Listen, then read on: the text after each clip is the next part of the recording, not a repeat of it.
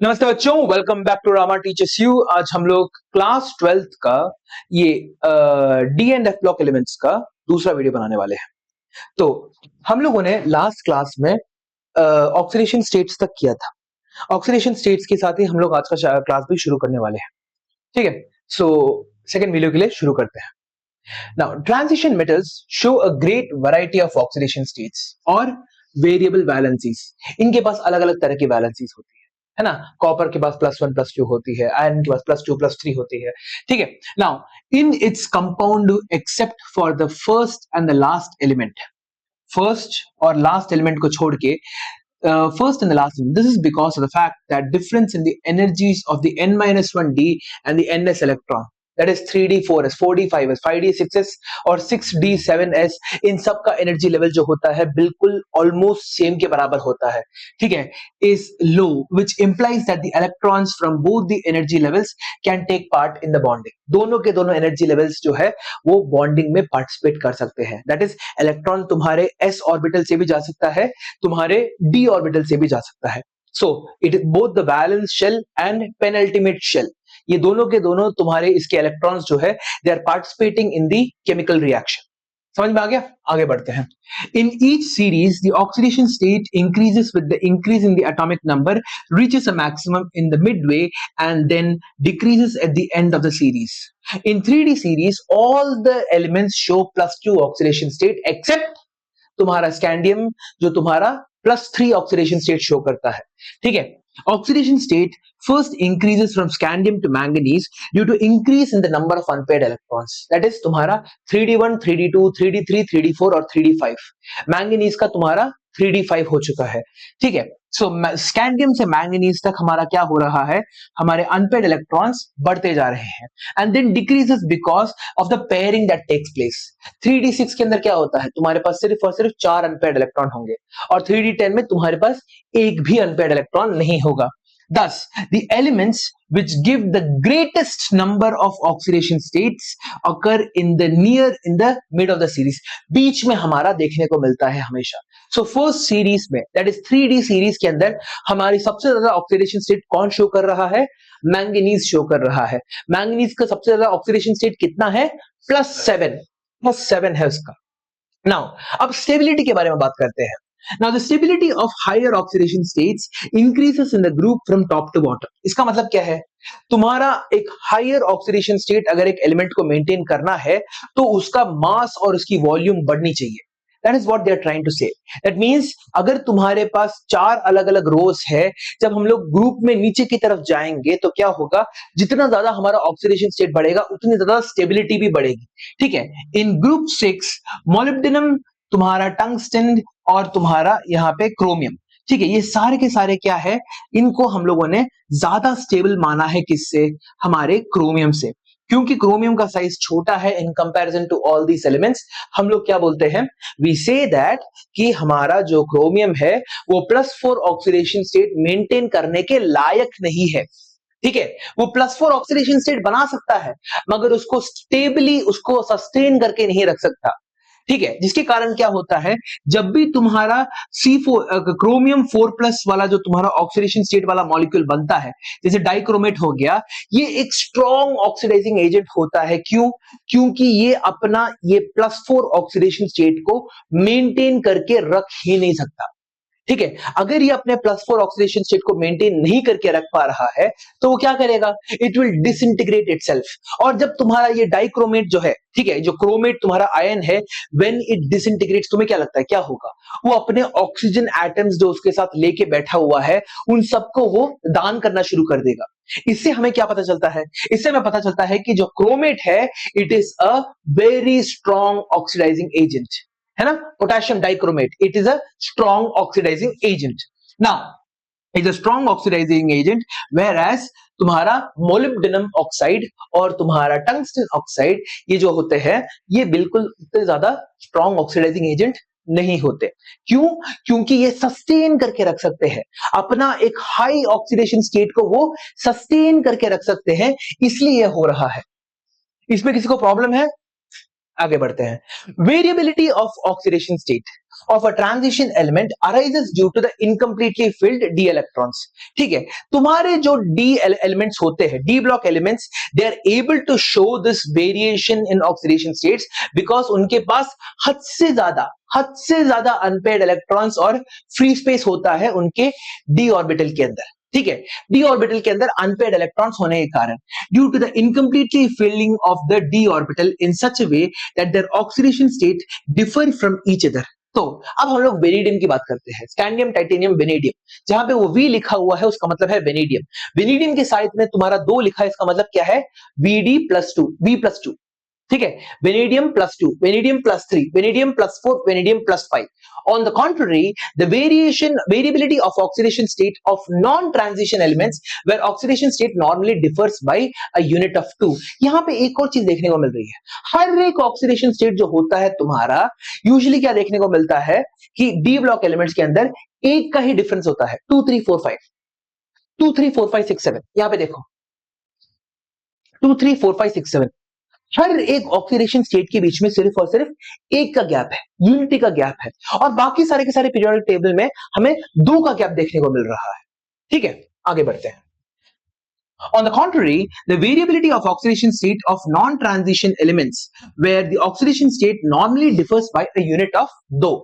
Mostly ionic bonds are formed in lower oxidation state. अगर तुम्हारा oxidation state बहुत ज्यादा छोटा है, जैसे +2 हो गया, +1 हो गया, +3 हो गया, अगर ऐसा फॉर्मेशन हो रहा है तो यूजुअली वो क्या करेगा?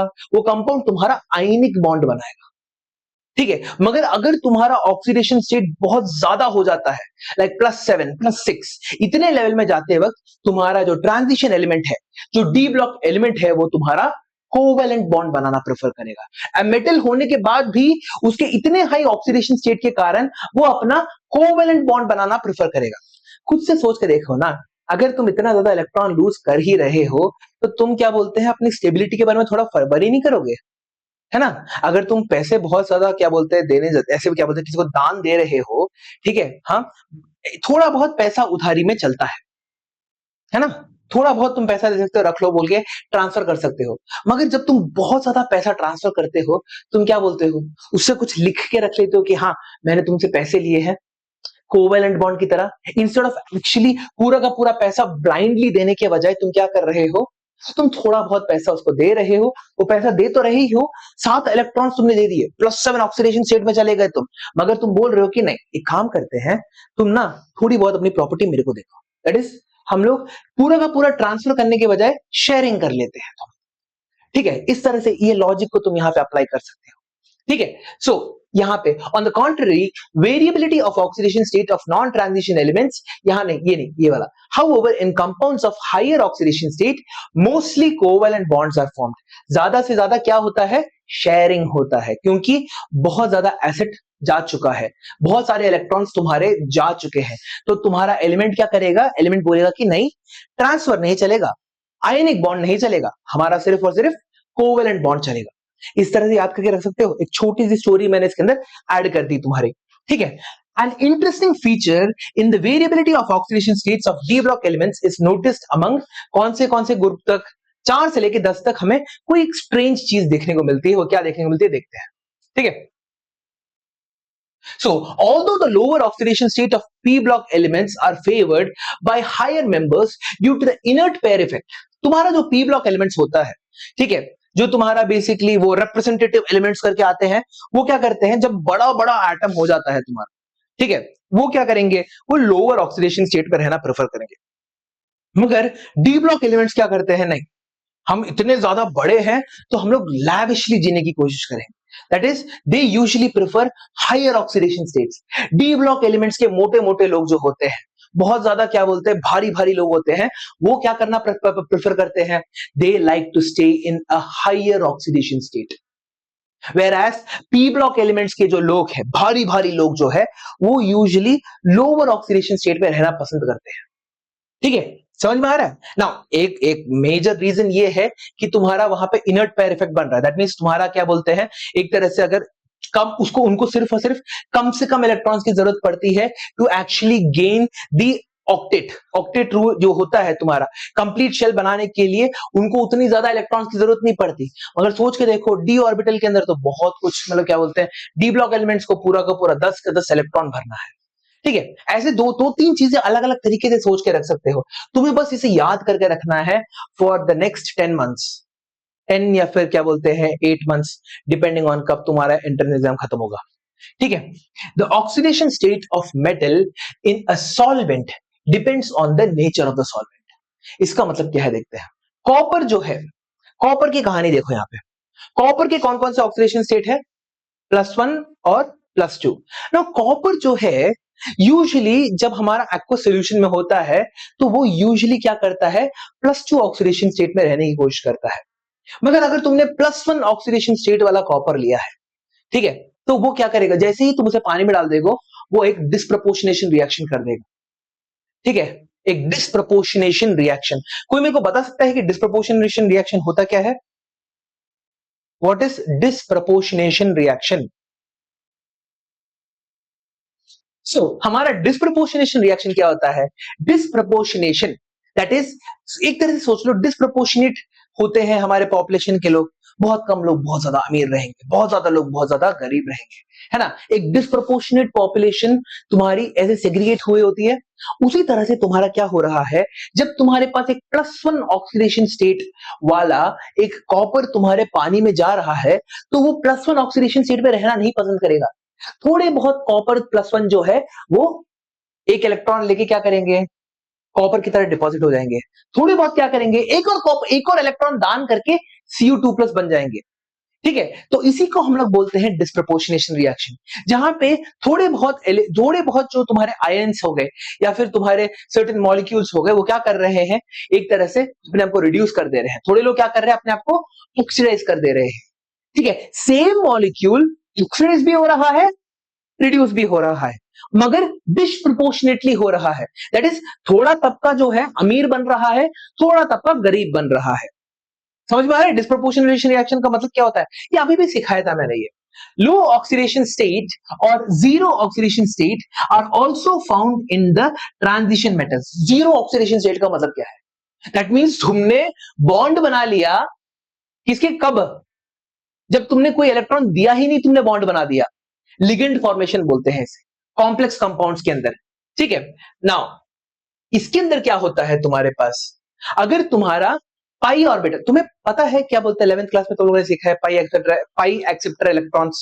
दैट इज तुम्हारा ऐसे पाई बॉन्ड के लिए क्या होता है, सिग्मा बॉन्ड सबसे पहले एक दूसरे को हेड ऑन कोलिजन करके ओवरलैप करता है, फिर उसके बाद जो तुम्हारे परपेंडिकुलरली जो पी बॉन्ड्स होते हैं वो क्या करते हैं, अपना ओवरलैप करके पाई बॉन्ड बना लेते हैं, साइडवेज ओवरलैप करके पाई बॉन्ड बनाते हैं।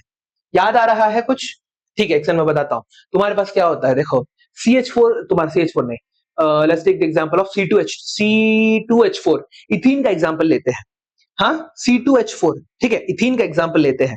तुम्हारे दोनों के दोनों कार्बन के ऊपर कौन सा हाइब्रिडाइजेशन होगा? हाँ, इथीन, इथीन, इथीन मतलब C2H4, C2H4, हाँ, sp2 हाइब्रिडाइजेशन होगा। तो sp2 हाइब्रिडाइजेशन के अंदर क्या होता है, तुम्हारे पास कितने ऑर्बिटल निकल के आते हैं, sp2, मतलब 3 हाइब्रिड ऑर्बिटल्स निकल के आएंगे, एक s और 2 p बना के 3 sp2 हाइब्रिड ऑर्बिटल्स बनते हैं। मैं 11th क्लास का भी वीडियो बना रहा हूं, प्योर इंग्लिश वीडियो इसका। तुम लोगों को अगर हाइब्रिडाइजेशन में प्रॉब्लम है, कल का वीडियो जो है VBT पे बनने वाला है, कल का वीडियो जो है VBT और MOT में बनने वाला है क्लास 11th के लिए, तुम लोग उसको देख सकते हो। पूरा का पूरा सब कुछ क्लियर हो जाएगा, 1 से 1.5 घंटे का वीडियो बनेगा बस। ठीक है, ना C2H4 के अंदर क्या होता है, देखो तुम्हारे पास ऐसे, sorry,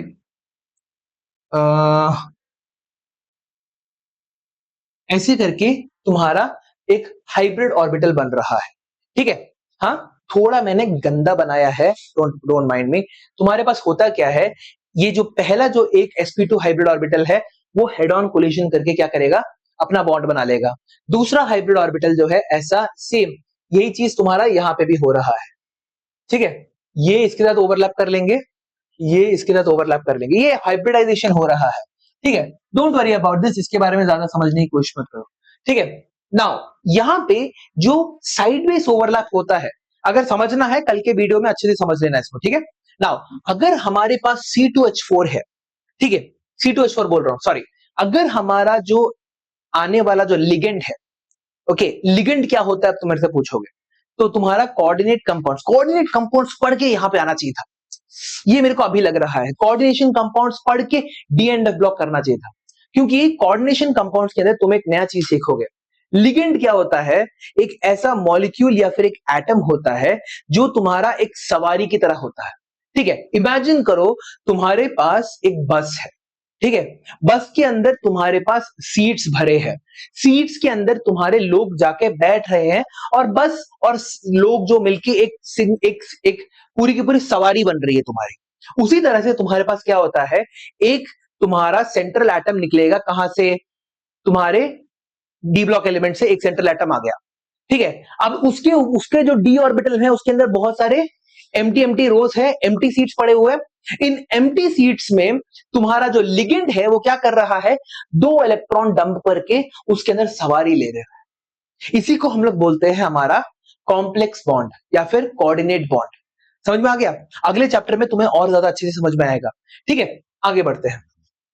now low oxidation state or zero oxidation state are also found in transition metals in a complex compound that has ligands capable of pi acceptor characteristics. अगर sideways acceptation हो सकता है, that means sideways तुम्हारा इस तरह से अगर overlap हो सकता है, तो हमारा क्या होगा, इसको याद कर लो। Even if you don't know 11th class, 12th class में अभी भी मार्क्स ला सकते हो। If you don't know, रट लो, थोड़े बहुत चीजें रटने के लिए होते हैं, ठीक है। Now has ligand capable of pi acceptor characteristics and sigma bond. Now NiCO4 and FeCO5, the oxidation state of nickel and iron is 0 in the presence of a CO ligand. Okay, now जो CO ligand है वो हमारा neutral ligand भी कभी-कभी कहलाता है, ठीक है। इन सब के बारे में हम लोग नेक्स्ट चैप्टर में और अच्छे से सीखेंगे। What may be the stable oxidation state of the transition elements with the following d electronic configuration in the ground state of their atoms? 3d3, 3d5, 3d8 and 3d4. Ground state में तुम्हारा कौन सा oxidation state, क्या पूछा उन्होंने, what may be the stable oxidation state of with the following. अच्छा, ये ground state configurations है, ये तुम्हारे ग्राउंड स्टेट में कितने इलेक्ट्रॉन्स तुम्हारे डी ऑर्बिटल के अंदर मौजूद है वो पूछा गया है तुमसे, और तुमसे बोला गया है इन द केस, अब इन्होंने हिंट क्या दिया है, in the case of D block elements to group number 7 the maximum oxidation state, group number 7 का मतलब क्या है, मैंगनीज, ठीक है। हाँ, the maximum oxidation state is equal to कितना हो जाएगा, तुम्हारे एस ऑर्बिटल में कितने इलेक्ट्रॉन्स है और डी ऑर्बिटल में कितने इलेक्ट्रॉन्स है, दैट्स इट। उन दोनों को ऐड कर दोगे, जैसे मैंगनीज के पास क्या होता है, मैंगनीज के S4S2 3d5 है, that is the 7th group. 4s के अंदर 2 इलेक्ट्रॉन हो गए, d5 के अंदर 5 इलेक्ट्रॉन हो गए, इन दोनों को ऐड करके 7, that is maximum oxidation state तुम्हारा कितना है, 7। अगला, the minimum oxidation state is generally 2, मगर स्कैंडियम का जो होता है वो तुम्हारा +3 होता है। यूजुअली देखा जाए तो तुम्हारा ऑक्सीडेशन स्टेट +2 होता है। कॉपर का भी तुम्हारा मिनिमम ऑक्सीडेशन स्टेट +1 होता है। Now write the outer shell configuration of the atoms having the given configuration to find the stable oxidation state, ठीक है। नाउ विनीडियम का क्या है तुम्हारे पास, 3d3, ठीक है, 4s2 3d3, दैट मींस तुम क्या कर सकते हो, तुम्हारे ये 2 इलेक्ट्रॉन्स और ये 3 इलेक्ट्रॉन्स खो सकते हो, तो मैक्सिमम तुम्हारा कहां तक हो सकता है, मैक्सिमम तुम 5 इलेक्ट्रॉन खो सकते हो, 2 इलेक्ट्रॉन तुम्हारे s ऑर्बिटल से, 3 इलेक्ट्रॉन तुम्हारे p ऑर्बिटल से तुम खो सकते हो, तो तुम्हारा +5 तक हो सकता है ऑक्सीडेशन स्टेट, और शुरुआत कहां से होगी, +2 से। तो तुम्हारे स्टेबल ऑक्सीडेशन स्टेट क्या क्या हो गए, +2, +3, +4, +5। समझ में आ गया? अगला, क्रोमियम जनरल इलेक्ट्रॉनिक कॉन्फ़िगरेशन क्या है, 3d1 4s5, 4s1 sorry 4s1 3d5, उल्टा बोल दिया मैंने, 4s1 3d5।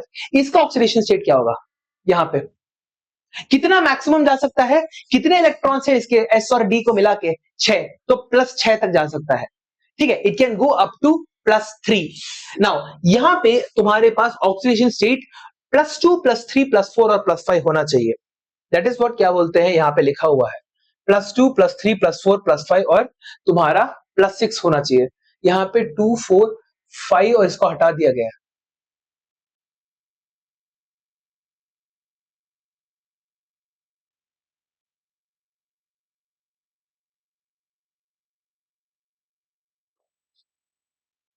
Okay, manganese, manganese के अंदर क्या होता है 4:3d5, 7 तक जा सकता है, 2 4 6 and 7।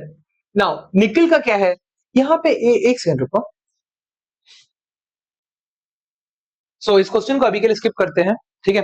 Now friends, in the stability of higher oxidation state, transition metals show their highest oxidation state with fluorine and oxygen because fluorine and oxygen are small in size and the most electronegative elements.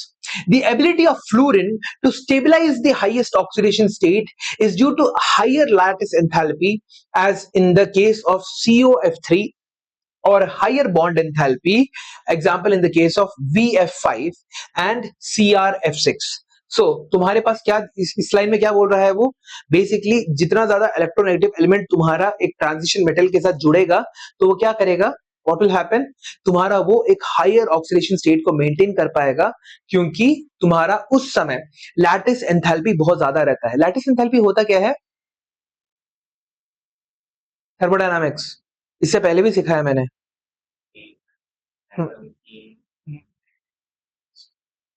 Crystal lattice को पूरी की पूरी तबाह करते वक्त कितनी energy लगती है, उसी को हम लोग देखो कितना एनर्जी लगा होगा उसको बनाने के लिए, उतना ही एनर्जी लगेगा उसको तबाह करने के लिए, उसी को लैटिस एंथैल्पी कहते हैं हम लोग। लैटिस एंथैल्पी तुम्हारी बहुत ज्यादा होती है। नाउ अगर तुम्हें किसी चीज को तोड़ने के लिए, किसी चीज को डिस्ट्रॉय करने के लिए बहुत ज्यादा एनर्जी की जरूरत पड़ रही है, इसका मतलब क्या है, वो उतना ही ज्यादा स्टेबल है ना। जैसे कांच को अगर तोड़ना है तो एक पत्थर से तोड़ सकते हो, मगर हीरे को तोड़ना कितना मुश्किल होता है, क्यों, क्योंकि उसका लैटिस एंथैल्पी बहुत ज्यादा है, उसको एक बहुत स्ट्रॉन्ग ड्रिल प्रेस के ऊपर रख के ही हम लोग उसको क्रश करके तोड़ सकते हैं, है ना।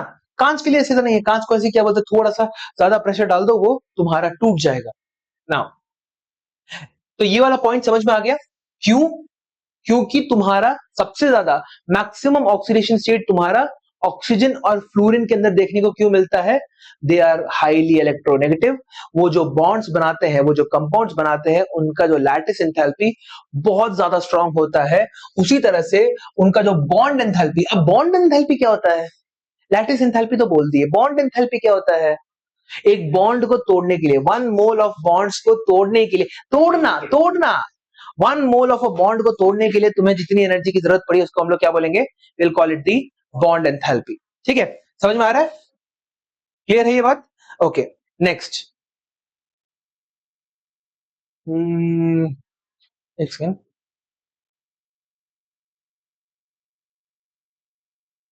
ओके,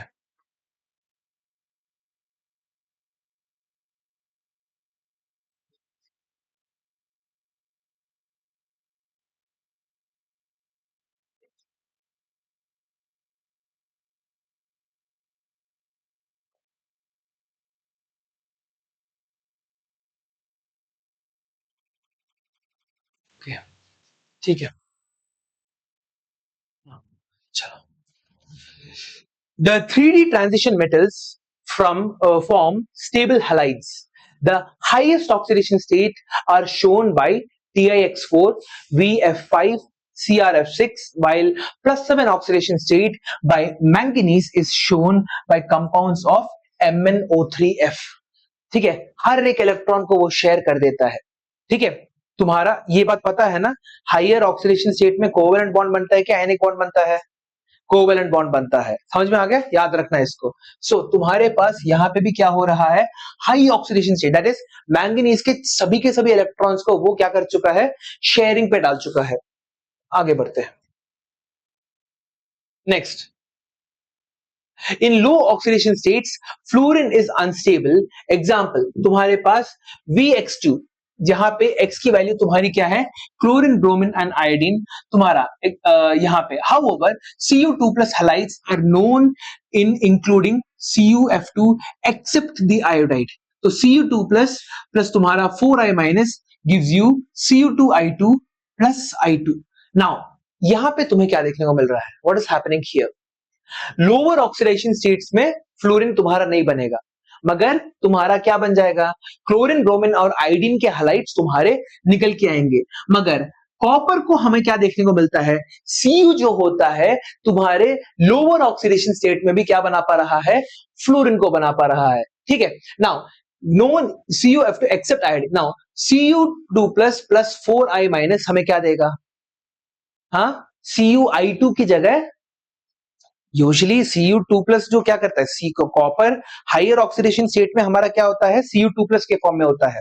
मगर यहां पे क्या हो रहा है? देखो, Cu2 plus plus 4i minus gives you Cu2i2, Cu2i2 plus I2। सो यहां पे क्या देखने को मिल रहा है? However, most of the Cu compounds are unstable। जो +1 कंपाउंड जो होते हैं तुम्हारे, वो क्या होते हैं? अनस्टेबल होते हैं in aqueous solution and undergo a disproportionation reaction। ये तो अब पता चल गया, जैसे ही हमारा Cu2 प्लस पानी को छू लेता है तो आधे से ज्यादा तुम्हारा क्या बन जाता है? कॉपर की तरह सॉलिड बन जाएगा, आधे से ज्यादा तुम्हारा कॉपर आयंस में कन्वर्ट हो जाएंगे।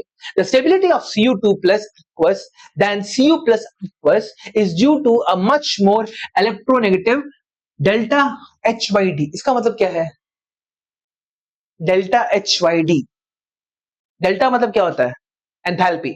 HYD मतलब हाइड्रेशन। पानी में मिलाते वक्त, पानी के अंदर जब तुम्हारा कोई चीज डिसॉल्व होता है, उसको हम लोग क्या बोलते हैं? Hydration enthalpy. Now delta HYD of H naught of Cu2 plus aqueous than Cu plus, which compensates for more the तुम्हारा ionization energy 2 of copper।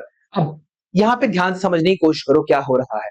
तुम्हारे पास जो Cu प्लस है वो Cu2 प्लस बन रहा है। नाउ Cu प्लस से Cu2 plus बनने के लिए उसे क्या चाहिए होगा? आयनाइजेशन एंथैल्पी 2 जितनी एनर्जी चाहिए होगी। नाउ ये एनर्जी कौन प्रोवाइड करेगा? नहीं, फिर से यहां पे देखो, see the stability of Cu2 plus aqueous than Cu plus aqueous, it is due to the much more negative delta hydration enthalpy of Cu2 plus aqueous than Cu plus aqueous, which compensates more for the IE2 of Cu। इसका मतलब फिर से पूछ रहा हूं, क्या है? तुम्हारा जब Cu2 प्लस बन रहा है तो क्या हो रहा है? आयनाइजेशन हो रहा है। मगर आयनाइजेशन होते वक्त उसके साथ क्या हो रहा है? हाइड्रेशन एंथैल्पी निकल के आ रही है। Cu2 प्लस जो है हमारे पानी में डिसॉल्व हो सकता है। जब Cu2 प्लस पानी में डिसॉल्व होगा तब क्या होगा? एनर्जी बाहर निकलेगी। इस एनर्जी का इस्तेमाल कौन करेगा? दूसरा Cu प्लस करेगा अपने एक इलेक्ट्रॉन को खो के Cu2 प्लस बनने के लिए। एक चेन देख रहे हो? It's like a chain reaction. So तुम्हारा Cu2 प्लस जब डिसॉल्व हो रहा है पानी में, वो एक एनर्जी को बाहर रिलीज कर रहा है। उसी एनर्जी का इस्तेमाल करके हमारा क्या हो रहा है? फिर से एक तुम्हारा यहां पे Cu2 प्लस बनने का मॉलिक्यूल को एक मौका मिल रहा है। नाउ डिस्प्रोपोर्शनेशन क्या होता है? Is a special type of redox reaction in which a species is simultaneously reduced and oxidised to form two different compounds. That is तुम्हारा Cu2 प्लस एक स्पेसिफिक कंपाउंड हो गया, कॉपर तुम्हारा एक स्पेसिफिक कंपाउंड हो गया। In disproportionation some substances behave as oxidising agents for one molecule and for the same time as reducing agents for the other molecule. So तुम्हारा जो Cu plus जब copper बना तब पानी क्या कर रहा था? एक रिड्यूसिंग एजेंट की तरह काम कर रहा था, है ना? अब Cu प्लस जब तुम्हारा Cu2 प्लस बना तब पानी किसकी तरह बिहेव कर रहा था? एक ऑक्सीडाइजिंग एजेंट की तरह काम कर रहा था। So same pani is acting on Cu2 plus in two different ways, as an oxidising agent as well as a reducing agent. दोनों की तरह तुम्हारा काम करने की कोशिश कर रहा है। Now for example Mn3 plus 2Mn3 plus 2H2O gives you MnO2 plus Mn2 plus 4H plus. ठीक है, इस तरह से तुम्हारा रिएक्शन हो रहा है। सो यहां पे तुम्हें क्या देखने को मिल रहा है?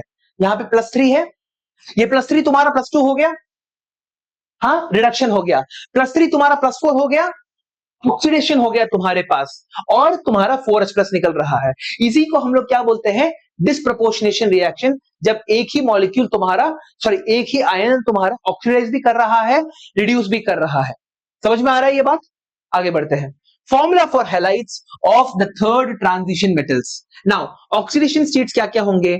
4, 5, 6, 7, 8, 9, 10, 11, 12, ये सारे के सारे तुम्हारे ग्रुप्स है अलग अलग, ठीक है? These are your groups. Scandium को छोड़ दिया इन्होंने, +3 से लेके तुम्हारा +12 तक, दैट इज जिंक तक तुम्हारा जा रहा है, ठीक है? नाउ यहां पे तुम्हारे पास क्या है? TiX4, TiX3 और TiX2। ये X क्या होता है तुम्हारा? अलग अलग हैलाइड्स हो सकता है, जहां पे इन्होंने लिखा है देखो, X is equal to fluorine to iodine, X1 is equal to, ये भी fluorine to bromine, X2 is equal to fluorine to chlorine, और X3 is equal to chlorine to iodine. तो ये तुम्हारा टेबल जो है, आई डोंट थिंक तुम्हें इसे याद करके रखने की जरूरत पड़ेगी, ठीक है? I don't think so. सो यहां पे formula of halides of the 3D transition metals, अलग अलग तरह के फॉर्मूलास हमें दे रखे गए हैं, ठीक है? नाउ यहां पे फिर से मैं बता रहा हूं, जब X था तुम्हारा तो वो क्या था? फ्लोरीन था, इट वाज सिंपली फ्लोरीन। अगला तुम्हारा X डैश होने पर क्या हो रहा है? तुम्हारे पास फ्लोरीन से ब्रोमीन जा रहा है। X डबल डैश में फ्लोरीन से क्लोरीन तक जा रहा है, और X ट्रिपल डैश में क्लोरीन से आयोडीन बन रहा है। तो उन्होंने पहले ही बोल रखा है, फ्लोरीन यूजुअली क्या नहीं करता, यहां पे in low oxidation states fluorine is unstable, ठीक है? तो यहां पे तुम्हारे पास क्या आ रहा है? TiX2, TiX3, TiX4। Now TiX2 यहां पे जो +3 है, इसका मतलब क्या है? दैट इज तुम्हारा TiCl2 हो सकता है, TiBr2 हो सकता है, या फिर TiI2 हो सकता है। दैट्स व्हाट तुम्हारा ये जो नीचे का जो स्केल है वो दे रखा हुआ है। आई डोंट थिंक तुम्हें इसे रटना पड़ेगा, ठीक है? आगे बढ़ते हैं। Next, trends in the stability of higher oxidation states of transition metal oxides. Oxygen stabilizes the highest oxidation state in the oxides more than in the oxides more than fluorine. Highest oxidation, highest fluoride of manganese is Mn4 plus, whereas the highest oxidation is Mn2O7 due to the ability of oxygen to form multiple bonds within the metal atom itself. Fluorine नहीं कर सकता ये चीज, fluorine तुम्हारा double bond नहीं बना सकता, मगर ऑक्सीजन जो है तुम्हारा डबल बॉन्ड बना सकता है। अब यहाँ पे मेरे को बताओ, इस मैंगनीज का जो है ऑक्सीडेशन स्टेट कितना होगा? ये इस ऑक्सीजन के साथ कितना शेयर कर रहा है? 2 2 2 1, दैट इज 7। तुम्हारा Mn, यहां पे देखो, MnO4 फ्लोरीन के साथ मैंगनीज जो है सिर्फ और सिर्फ +4 ऑक्सीडेशन स्टेट तक जा पा रहा है, मगर ऑक्सीजन के साथ तुम्हारा क्या हो रहा है? वो 7 तक जा रहा है। क्यों? क्योंकि ऑक्सीजन के पास ये कैपेबिलिटी है कि वो क्या करे? वो मैंगनीज के साथ डबल बॉन्ड बना ले, ठीक है? तो मैंगनीज के साथ ये क्या कर रहा है? डबल बॉन्ड बना रहा है। नाउ इस स्ट्रक्चर को हम लोग क्या कहेंगे? What is the structure called? Tetrahedral, exactly. Now, in the covalent oxide Mn2O7, each manganese is tetrahedrally surrounded by oxygen, including the MOM bridge. समझ में आ गया? MOM ब्रिज भी तुम्हारा वो टेट्राहेड्रल का ही स्ट्रक्चर है। यहां पे भी तुम्हारा क्या हो रहा है? मैंगनीज, ऑक्सीजन, मैंगनीज, हर एक मैंगनीज तुम्हारा एक ऑक्सीजन के साथ जुड़ा हुआ है। ये स्ट्रक्चर एक्चुअली पूछा गया है, ठीक है? Mn2O7 का डायग्राम, स्ट्रक्चर, ये सब कुछ बनाने बोला जाएगा और तुमसे पूछा जाएगा कि तुम्हारा यही स्ट्रक्चर फ्लोरीन के साथ क्यों नहीं बनता? सिंपल रीजन है, फ्लोरीन तुम्हारा डबल बॉन्ड बना नहीं सकता। फ्लोरीन हमेशा मैंगनीज के साथ मैक्सिमम +4 ऑक्सीडेशन स्टेट तक ही जा सकता है। The tetrahedral MO4N- ion are known for V5। V5 मतलब क्या है? The fifth oxidation state of vanadium. Chromium V4, Mn V5, Mn V6 and Mn V7।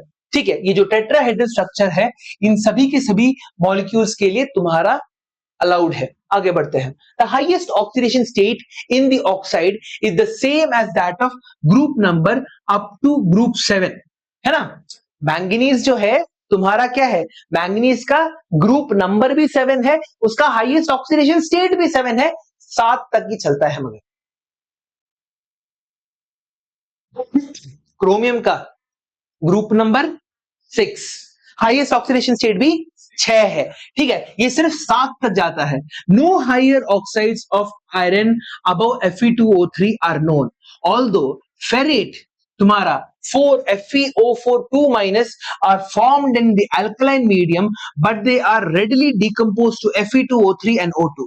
so iron जो है 4 तक जा सकता है मगर चौथे में उसकी लग जाती है, जिसके कारण क्या होता है, वो जैसे ही तुम्हारा FeO4 2- तक चला गया तो तुम्हारा क्या होगा, वहां से वो झट से डिकम्पोज हो जाएगा, डिकम्पोज होके तुम्हारा थर्ड ऑक्सीडेशन स्टेट में आ जाएगा। आयरन जो है तुम्हारा थर्ड ऑक्सीडेशन स्टेट तक सबसे ज्यादा स्टेबल रह सकता है, ठीक है। नाउ अगला, besides the oxides of oxocations stabilises V5 as VO2 plus, V4 as VO2, VO2 plus and TI4 as TI2 plus, ठीक है, TiO2 प्लस। तो इस तरह से क्या हो रहा है, ऑक्साइड्स ऑफ तुम्हारे वेनेडियम और तुम्हारा क्या बोलते हैं टाइटेनियम का हमारा ऑक्सीजन क्या कर रहा है, स्टेबिलिटी पहुंचाने की कोशिश कर रहा है, ठीक है। सो यहां पे आई नो तुम मेरे से पूछोगे कि किस तरह से सर से याद रखेंगे, मैं कोई ना कोई एक तरीका निकाल ही दूंगा, ठीक है, डोंट वरी, कुछ ना कुछ तो मेरे दिमाग में चल ही रहा है इसके ऊपर। या तो हम लोग फ्लैश कार्ड्स लगा सकते हैं, जहां पे तुम्हें हर एक एलिमेंट का मैं एक फ्लैश कार्ड बना के दूंगा, जहां पे तुम्हारे जैसे मैंगनीज की जितने भी तुम्हारे प्रॉपर्टीज है वो सारा का सारा एक एक फ्लैश कार्ड के अंदर हो जाएगा, ठीक है। कुछ ना कुछ तो ट्राई करेंगे ही करेंगे यहाँ पे इसको पूरा का पूरा याद करके रखने के लिए। Now the highest oxidation state of manganese is +7 exhibited by a stable compound, although osmium is the element having the highest oxidation state in the periodic table। तो पूरे के पूरे पीरियोडिक टेबल में ऑस्मियम का मैक्सिमम ऑक्सीडेशन स्टेट होता है और इसकी वैल्यू तुम्हारी +8 के बराबर होती है, ठीक है। सो तुम्हारा highest oxidation state in D block series is manganese +7, मगर पूरे के पूरे पीरियोडिक टेबल में ऑस्मियम +8। ये सारे के सारे तुम्हारे पता है एमसीक्यूज बन के आते हैं। आगे बढ़ते हैं, चलो। So groups containing oxides of the third transition metals, इसको एक बार देख लेना, ठीक है। नाउ आगे बढ़ते हैं, चलो। इलेक्ट्रोड पोटेंशियल, ये तो तुम लोगों को पता होगा, इलेक्ट्रोड पोटेंशियल तुम्हारा अभी भी तुम लोगों ने सीखा है इलेक्ट्रोकेमिस्ट्री के अंदर, ठीक है।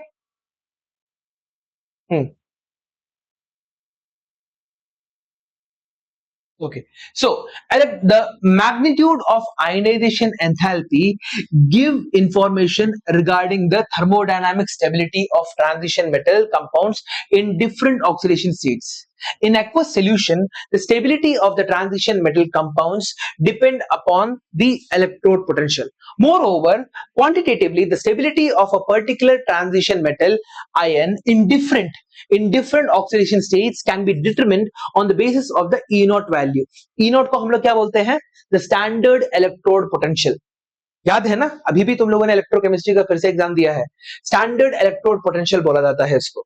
That is lesser in value of the electrode potential, stable is the oxidation state of the transition metal in the aqueous solution. समझ में आ गया, जितना ज्यादा तुम्हारा इलेक्ट्रोड पोटेंशियल कम होगा उतनी ही ज्यादा तुम्हारे ऑक्सीडेशन स्टेट की स्टेबिलिटी होगी। समझ में आ गया, हाँ, इलेक्ट्रोड पोटेंशियल कम होगा, ज्यादा तुम्हारा कंपाउंड का स्टेबिलिटी, ज्यादा उस कंपाउंड के ऑक्सीडेशन स्टेट की स्टेबिलिटी बढ़ जाएगी। आगे, further the electrode potential depends upon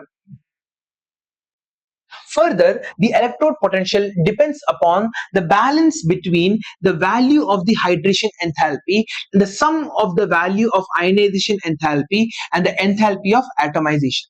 ठीक है, if hydration enthalpy is less than the sum of the ionization enthalpy, ionization energy and the enthalpy of atomization, then the value of electrode potential is positive, while in the reverse case the electrode potential has a negative value। The observed value of E0 and those calculated using the data are compared in the given figure।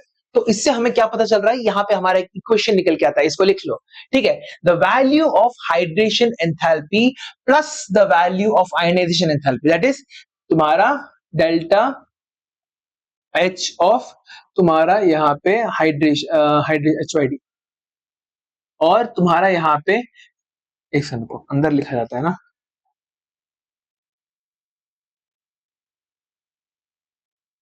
Plus delta तुम्हारा क्या था, hydration enthalpy और ionisation enthalpy, delta तुम्हारा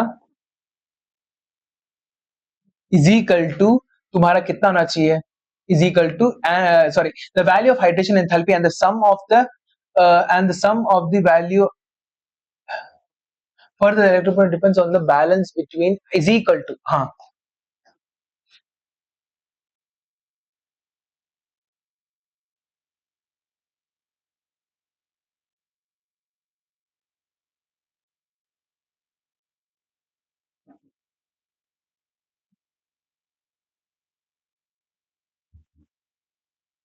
ठीक है। So यहां पे क्या हो रहा है, इफ हाइड्रेशन एंथैल्पी, ये जो हाइड्रेशन एंथैल्पी तुम्हारा इन दोनों के सम से कम है, then the value of electrode potential क्या हो जाएगा, पॉजिटिव हो जाएगा। इलेक्ट्रोड पोटेंशियल पॉजिटिव होने का मतलब क्या है, अभी भी बोला है मैंने, इलेक्ट्रोड पोटेंशियल पॉजिटिव होने का मतलब क्या है,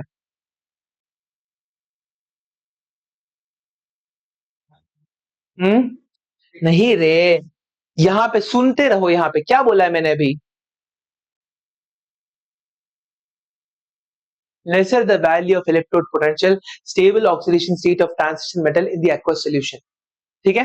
aqueous solution में अगर stable रहना है तो you need to have a lesser hydration potential, okay fine, जो भी हो।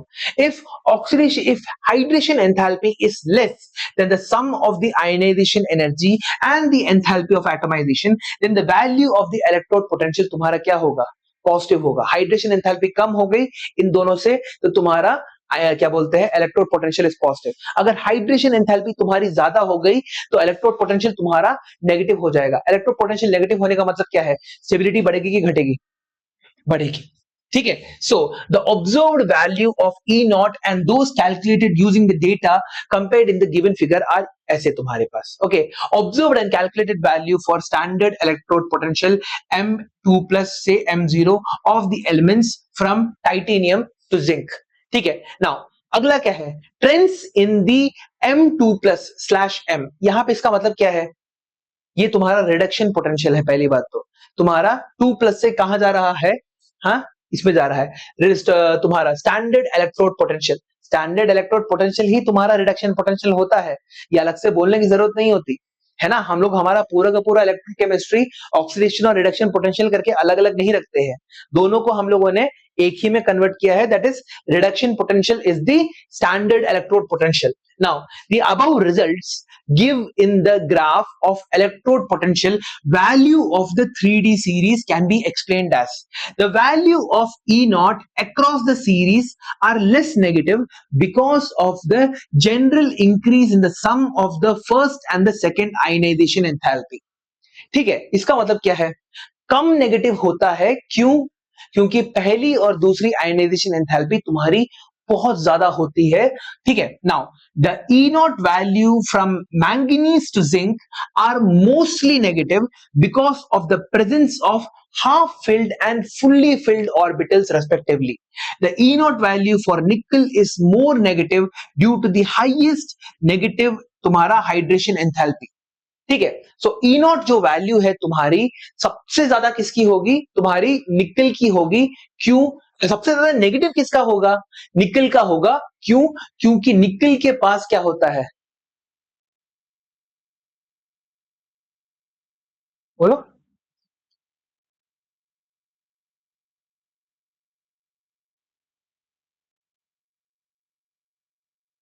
हाइड्रेशन एंथैल्पी उसका ज्यादा है, यहाँ पे लिखा हुआ है, यहाँ पे मैंने अंडरलाइन भी कर रखा है, huh? So copper is the only metal having positive value of for E naught. The sum of enthalpy of sublimation and ionization is not balanced by the hydration enthalpy. This is the reason that it does not liberate H2 gas from the acids. It reacts only with oxidizing acids HNO3 and H2SO4. Now copper जो है तुम्हारे acids के साथ react करता क्यों नहीं है, electrochemistry again फिर से बताओ, तुम्हारा कॉपर जो है तुम्हारा क्या बोलते हैं, जनरली एसिड्स के साथ रिएक्ट क्यों नहीं करता है? क्योंकि कॉपर H प्लस को, कॉपर हाइड्रोजन को उसी के एसिड में उसे रिड्यूस नहीं कर सकता। समझ में आ गया? That is the reason. आगे बढ़ते हैं।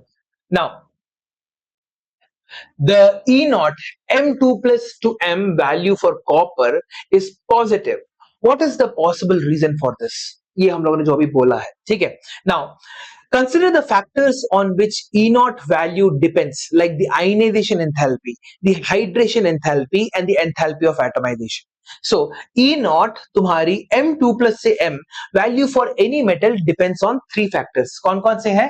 Atomization, ionization and हाइड्रेशन, इन तीनों पे डिपेंड करता है। एटोमाइजेशन क्या होता है तुम्हारा? सॉलिड को गैस में कन्वर्ट करना, इसी को हम लोग एटोमाइजेशन बोलते हैं।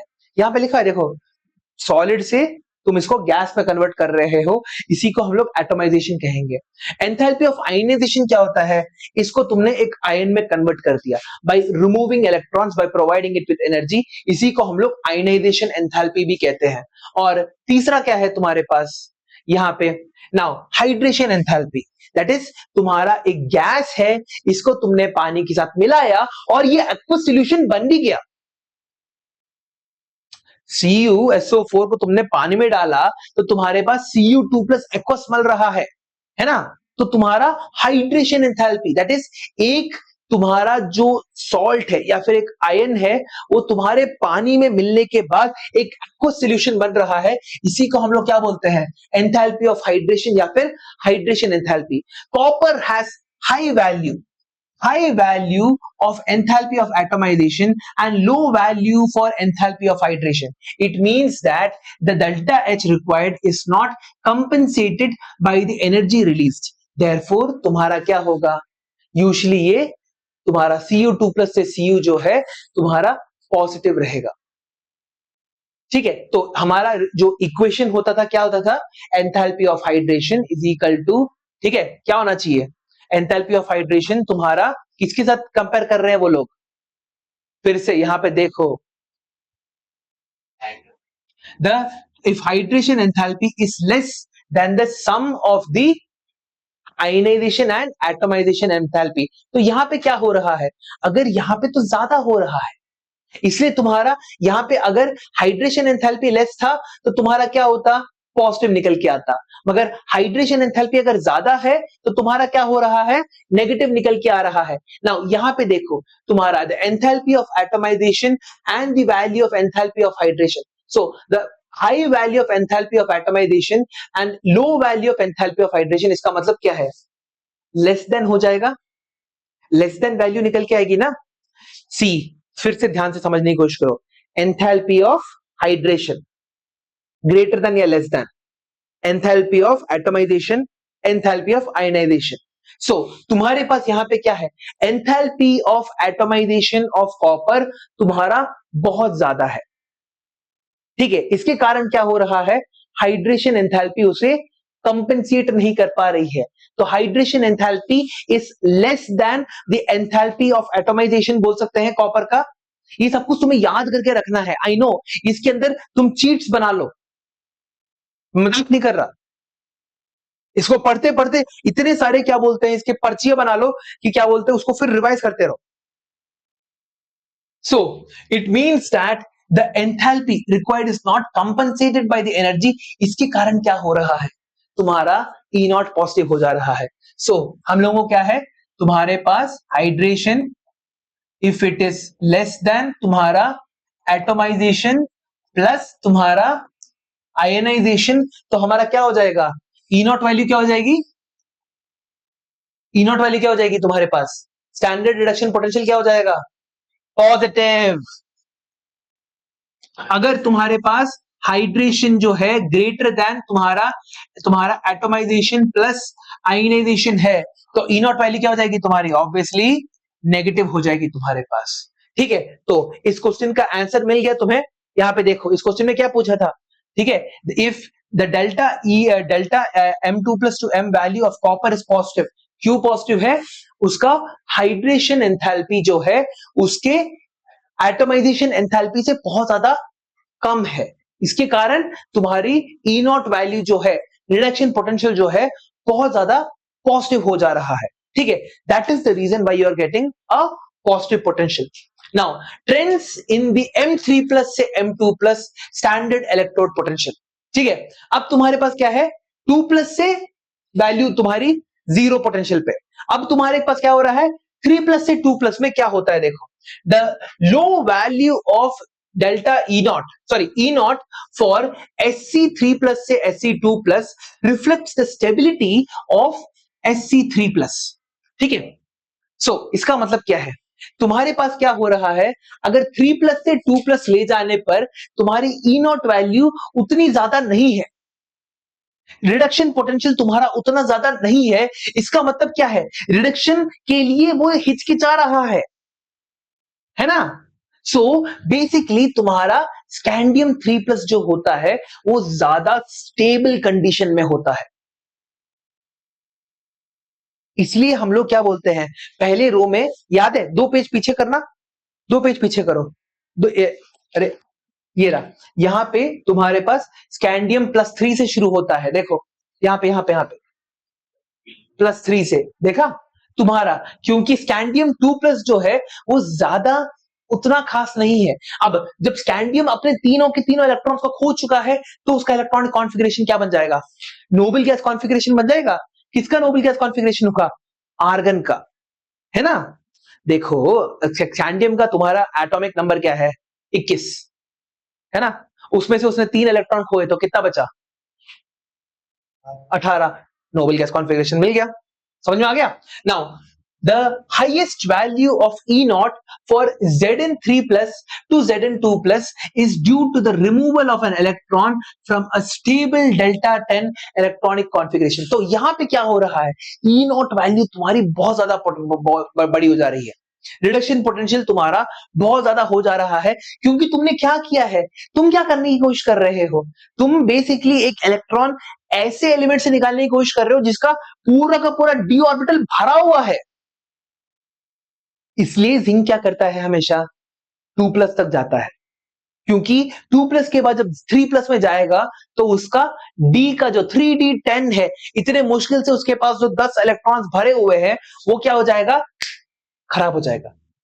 वैलेंस इलेक्ट्रॉन से तो जा सकता है तुम्हारा, दोनों के दोनों इलेक्ट्रॉन्स खो दिए और उसने अपने आप को क्या बना दिया, जिंक 2 प्लस बना दिया। ठीक है, the comparatively high value of E naught for Mn3 plus से Mn2 प्लस। अब यहां पे क्या हो रहा है, तो Mn3 प्लस के अंदर क्या था, सॉरी Mn2 प्लस के अंदर क्या होता है, मैग्नीशियम का क्या होता है, बताओ Tanishk, what is magnesium's electronic configuration, 4s2 3d5। Now उसका जो है 2 इलेक्ट्रॉन निकल गया, क्या बचा उसके पास, 3d5 बचा। 3d5 क्या है, हाफ फिल्ड इलेक्ट्रॉनिक कॉन्फ़िगरेशन है। अगर हाफ फिल्ड इलेक्ट्रॉनिक कॉन्फ़िगरेशन अगर तुम्हें मिल रहा है, इसका मतलब क्या है, स्टेबल है। समझ में आ गया। इसलिए क्या हो रहा है, the comparatively high value of E naught for Mn3 plus से Mn2 प्लस इंडिकेट्स का मतलब क्या है, इसका मतलब क्या है, तुम्हारे पास Mn2 प्लस ज्यादा स्टेबल है, indicates the stability of Mn2 plus. तो ये एक रूटीन तुम्हारा निकल के आ रहा है। देखो अगर तुम्हारे पास बहुत ज्यादा रिडक्शन पोटेंशियल है, if your reduction potential is too high, इसका मतलब क्या है, बहुत ज्यादा पोटेंशियल की जरूरत पड़ रही है तुम्हें अपने इसको रिड्यूस करने के लिए। समझ में आ गया। सो यहां पे क्या हो रहा है, यहां पे देखो the comparatively high value of E not for Mn3 plus से Mn2 plus indicates the stability of Mn2 plus, whereas the comparatively low value of Fe indicates the extra stability of Fe3 plus।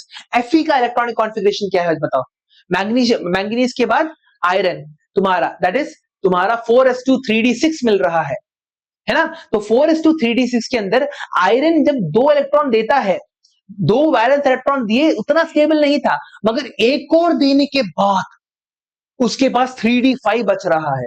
3d5 क्या है, again same story, half filled configuration है, stability ज्यादा है, therefore तुम्हारा क्या हो जाएगा, यहां पे ई नॉट वैल्यू जब तुम्हारे 3 प्लस से 2 प्लस में जा रही है उतना ज्यादा नहीं रहेगा। समझ में आ रहा है।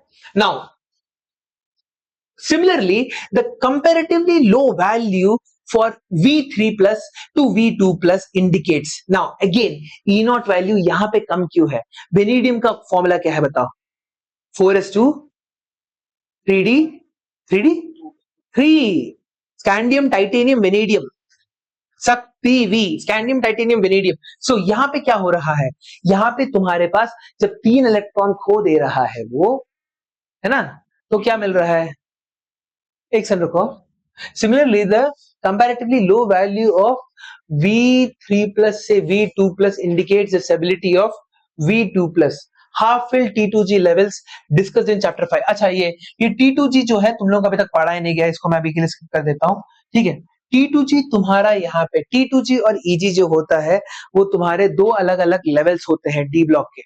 ठीक है. तुम्हारे पास जो DXY DYZ DXZ जो होता है वो T2G के तुम्हारे अंदर आता है, और तुम्हारे पास dx² - y² और dz² जो होता है तुम्हारा EG के वैल्यू में आता है. ठीक है.